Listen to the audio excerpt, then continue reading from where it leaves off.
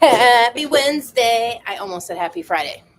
It's not Friday. It's a short week, so it feels like Friday for those of us who are blessed to have the holiday off. And for those of you who are working through the holiday, whether you're a first responder or government, we appreciate you. And I hope that you can find some other time for yourself and your family. Um, oh, I hung up that. You can still see my.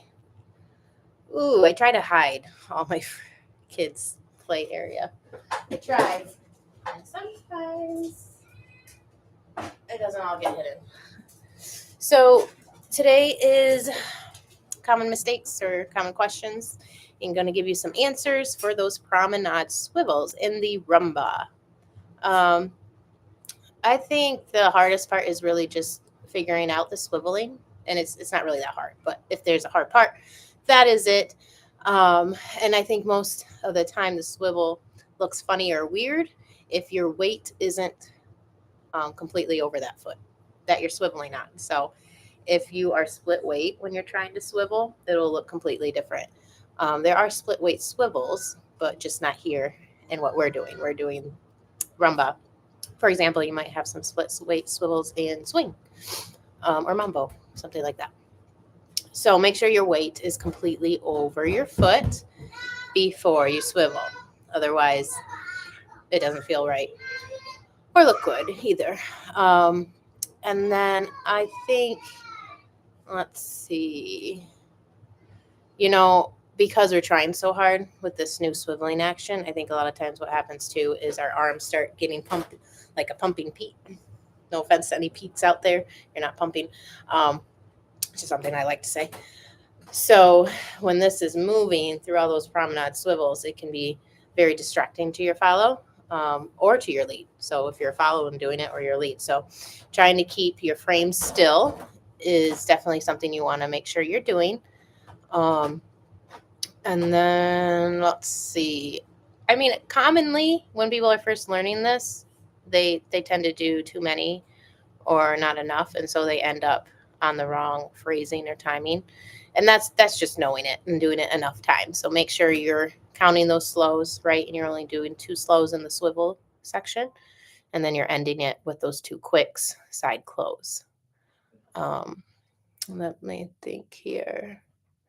The ladies have a really nice opportunity or follows leads to, um, but early on, if you instead of stepping side, if you close your feet, and this is actually if just more advanced. So if you get really comfortable with the swivels, go ahead and turn that side step into more of a close, and it'll look really nice.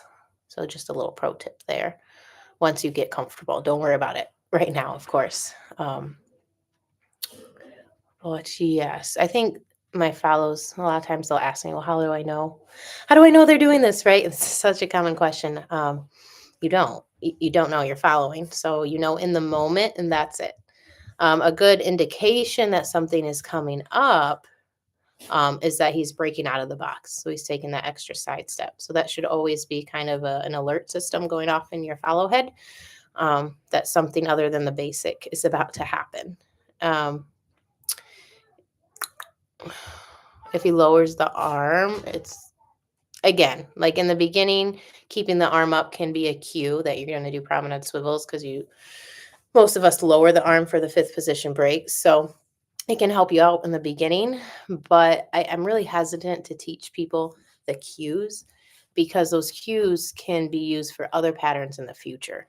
And so if your mind gets trained that the arm stays up, I'm going to do this pattern, then that's going to cause problems or challenges in the future because when he goes to lead another pattern with the same intro, you're going to anticipate and do what you think he's going to do instead of the new thing he's going to do. So just be careful with that.